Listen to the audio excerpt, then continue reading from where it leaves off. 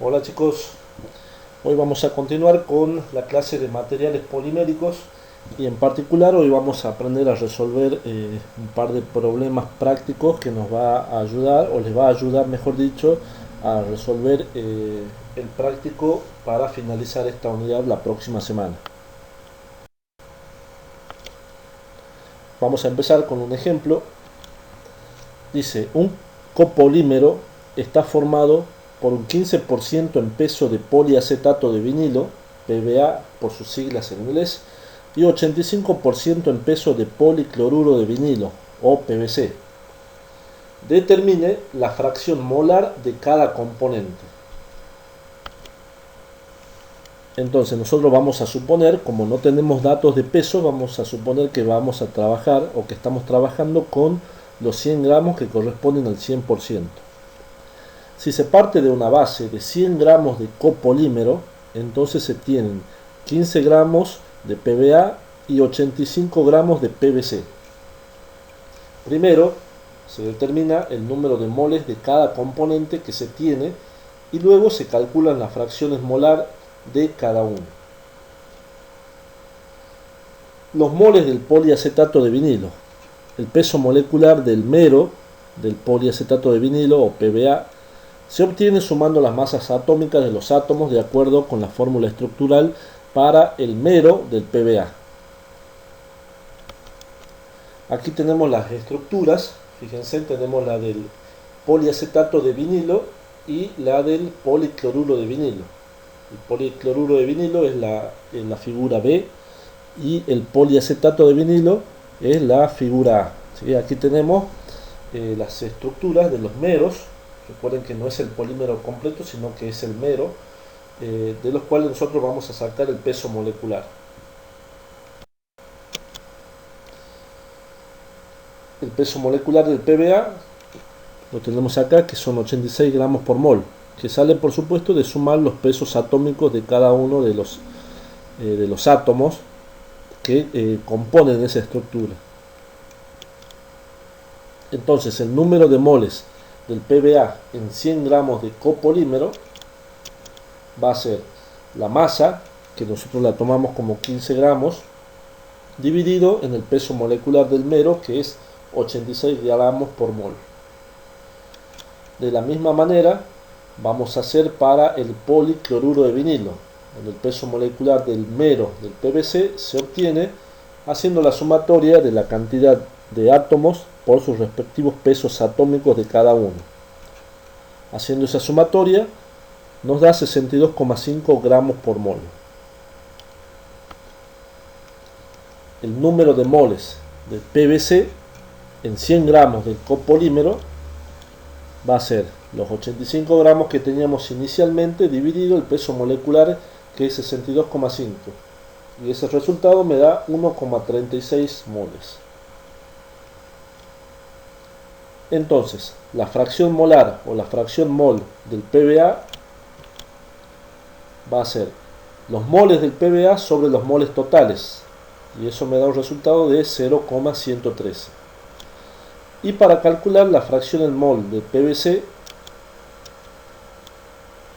voy a hacer dividiendo los moles del PVC sobre los moles totales, que me da 0,887. Recuerden que ustedes, conociendo la fracción en mol del PBA, pueden conocer la fracción molar del PVC sin hacer todo ese cálculo, directamente usando o sabiendo que la sumatoria de las fracciones molares es igual a 1. Veamos otro ejemplo. Determine las fracciones molares o fracciones mol de cloruro de vinilo y de acetato de vinilo en un copolímero que tiene un peso molecular de 10.520 gramos por mol y un grado de polimerización de 160.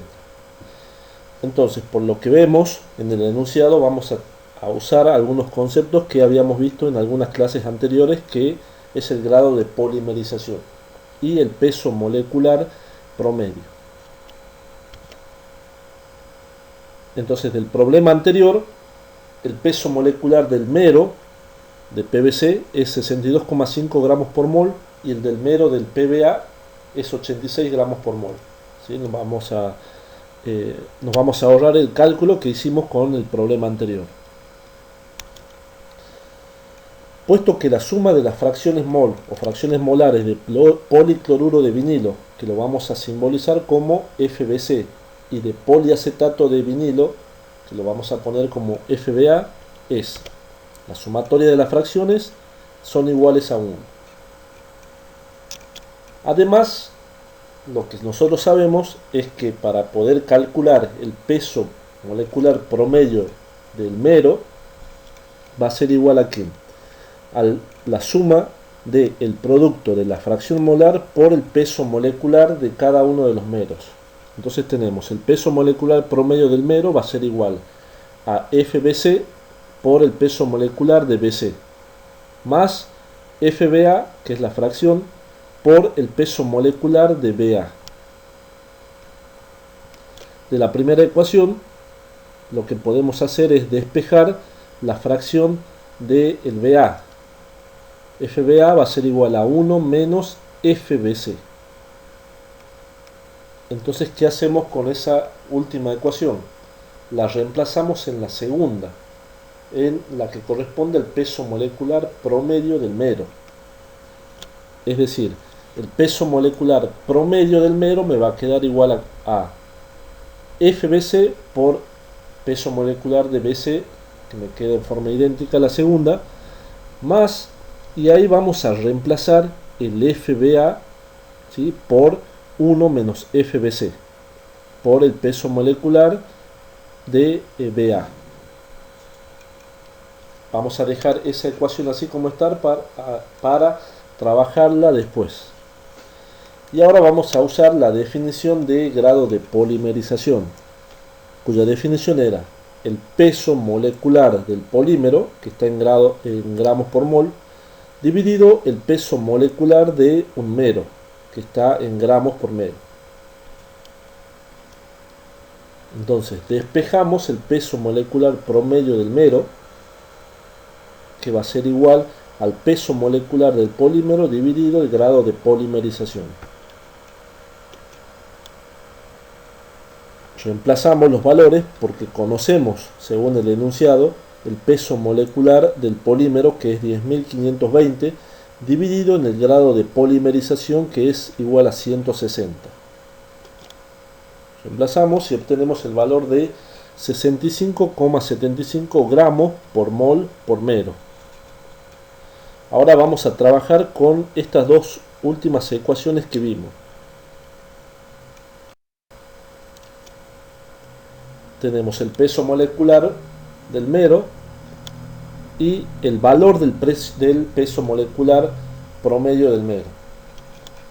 Si combinamos ambas ecuaciones, podemos igualar y me va a quedar igual 65,75, que es el resultado del peso molecular promedio, va a ser igual a FBC por el peso molecular del BC, que es 62,5, más 1 menos FBC, todo eso entre paréntesis, multiplicado por el peso molecular de BA.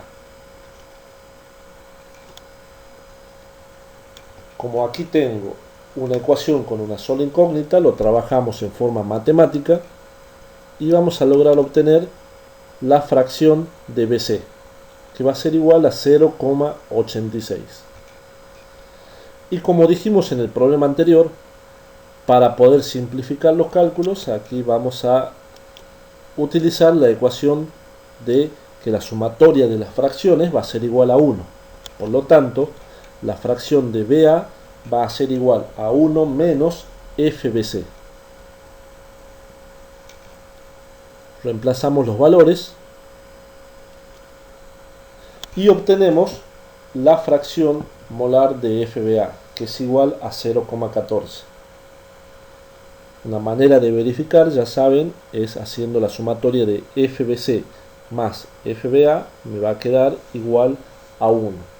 Si ese resultado me da mayor a 1, por supuesto tengo que revisar los cálculos. O si algunas de esas fracciones me da mayor a 1, también tenemos que volver a revisar los cálculos. Bueno chicos, eso es todo por esta clase. En la próxima clase seguimos con un ejercicio más y algo de teoría. Hasta luego chicos.